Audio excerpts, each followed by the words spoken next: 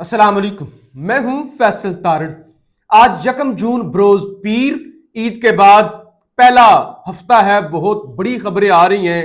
इमरान खान और army chief की मुलाकात का क्या ड्रॉप सीन हुआ है, इस्लामाबाद हाई कोर्ट से क्या खबरें आ रही हैं और इमरान खान के खिलाड़ी किस तरह से मैदान में उतरे हैं और इस्लामाबाद से जो सीनियर सहाफी जमान मुगल साहब की खबर है वो खबर सबसे अहम है।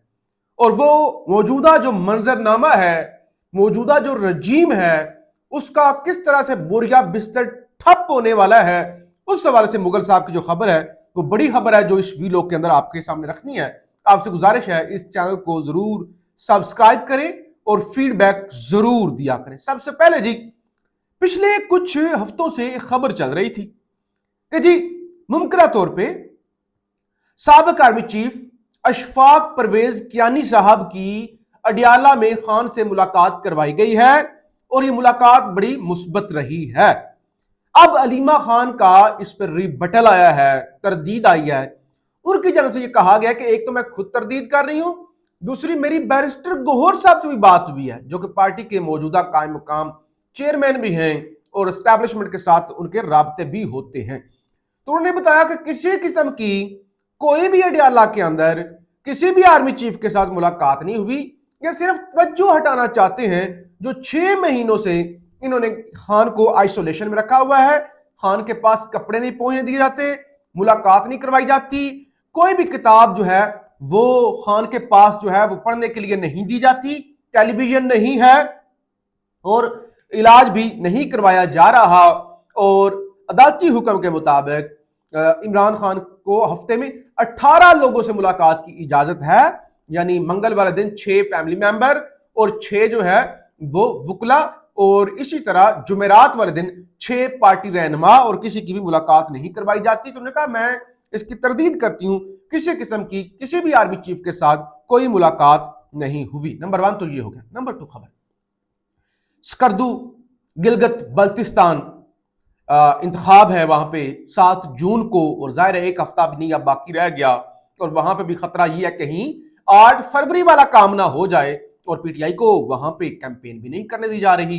आज बिलावल जरदारी साहब भी गिलगित बल्तिस्तान पहुंच गए हैं, नून लीग के आबद शेर अली समेत यानी सारी उनके अहम जो रहनुमा हैं वो गिलगित में पहुंचे हुए हैं। पीपल्स पार्टी वाले भी जो है वो कहीं पे विकटें गिरा रहे हैं, कहीं पे जो है वो कोई एडजस्टमेंट कर रहे हैं। तो बहरहाल बिलावल के जलसों का एक पूरा लंबा चौड़ा शेड्यूल आया हुआ है कि वो कहां पे स्टोर के अंदर, जीबी के अंदर कहां कहां पे जलसे करेंगे, इसलिए वहां पे डेरों ने जमा भी लिए। जुनैद अकबर साहब को निकाल दिया गया था, असद कैसर साहब को जाने नहीं दिया गया था। आज बैरिस्टर गौहर साहब स्कर्दू पहुंच गए हैं। अब बैरिस्टर गौहर साहब कितने मुअस्सर अंदाज में ये कैंपेन कर पाते हैं या नहीं करते। वैसे आज के दौर में कैंपेन की जरूरत नहीं है, आप एक कमरे के अंदर बैठ के भी कैंपेन कर सकते हैं। लोगों में बड़ा शऊर आ चुका है।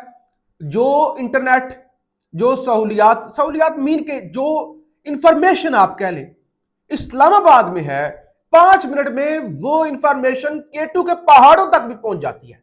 तो लिहाजा लोगों को पता है कि कौन मजलूम है, कौन जालिम है, किसको वोट देना चाहिए, किसको वोट नहीं देना चाहिए। अगरचे ये जो एरियाज हैं खासतौर पे गिलगित बल्तिस्तान, यहां पे पीपल्स पार्टी का वोट बैंक हमेशा से ज्यादा रहा है, लेकिन अब उस वोट को भी डेंट पड़ा है और अब लोग जो है वो पीटीआई की तरफ शिफ्ट हुए हैं। एक तो ये मामला होगा। चले अब सबसे पहले जरा जमान मुगल साहब की जो खबर है वो बड़ी अहम खबर है, वो आपके सामने रख लूं।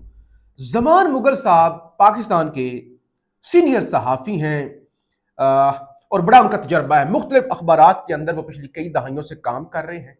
अभी मौजूदा ABN न्यूज उसके अंदर वो इस्लामाबाद के ब्यूरो चीफ हैं।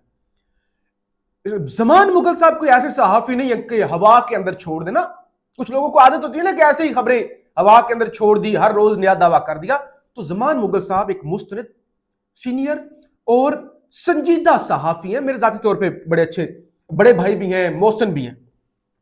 जमान मुगल साहब की खबर जरा मैं आपके सामने रख लूं, आपको जो आइंदा का मंजरनामा है ना वो वाज़ेह हो जाएगा।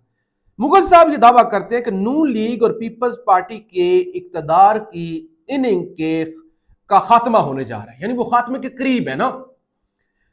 वो कहते हैं फिर मुमकिन तौर पर 3 साला निगरान सेटअप के दौरान इनका कड़ा एहतसाब होगा। ये बाज गश्त इन सब की परेशानी में शदीद इजाफा कर रही है। उन्होंने कहा कि कुछ दिनों तक या कुछ टाइम तक ये रजीम रहेगा, उसके बाद इनका खात्मा हो जाएगा, एक इंटरम सेटअप आ जाएगा, 3 साल तक वो रहेगा और इस दौरान इनका भी वही हाल होगा, यानी इनका एहतसाब किया जाएगा। और ये इस वक्त सारे घबराए हुए हैं। बहरहाल ये खबर तो बड़ी अहम है। अब मुगल साहब की खबर पर इसलिए भी इसको सीरियस लेना चाहिए, इस्लामाबाद की जो सूरत हाल है ना, इस्लामाबाद की दाखिला मामला, इस्लामाबाद पुलिस के मामलात हों या इस्लामाबाद के ब्यूरोक्रेट्स का जो हल्का है, इनमें मुगल साहब का बड़ा एक अच्छा असर रसूख इस सेंस में कि ताल्लुकात और इंफॉर्मेशन इनके पास होती है। तो इसका मतलब यह है कि कुछ तो होने जा रहा है, वरना इतनी बड़ी खबर या इतना बड़ा दावा ऐसे ही नहीं किया जा सकता। अब जरा इस्लामाबाद हाई कोर्ट से भी खबर सुन ले। आज 1 जून को इस्लामाबाद हाई कोर्ट में हादी अली चट्टा और ईमान मजारी को वो जो महज एक ट्वीट की बुनियाद पर सजा सुना दी गई थी और पिछले कई महीनों में से अडयाला में बंद है, बाज़ औक़ात उनकी मुलाकातें भी नहीं होती। सुप्रीम कोर्ट से रजू किया गया था, सुप्रीम कोर्ट ने कहा था बस 2 हफ्तों के अंदर गालबन हाई कोर्ट इस पर फैसला करे। आज हुआ क्या? साकिब बशीर साहब क्या रिपोर्ट कर रहे हैं? कोर्ट रिपोर्टर हैं, कहते हैं ईमान मजारी और हादी चट्टा की सजा मुअत्तली दरखास्त पर समाअत 4 जून तक मुलतवी। स्पेशल प्रोसिक्यूशन टीम की अदम दस्तयाबी के बायस केस की समाअत बगैर कार्रवाई मुलतवी कर दी गई। इस्लामाबाद हाई कोर्ट के जस्टिस आजम खान ने केस की समाअत की। प्रोसिक्यूशन टीम के 3 मेंबर तैनात हुए हैं, वो अभी दस्तयाब नहीं है। बताया गया जी एक ट्रेनिंग पर हैं, एक कोर्ट नंबर 1 पे है, एक लाहौर से आना था वो आ नहीं सके। बहरहाल बताया गया सुप्रीम कोर्ट का हुक्म है।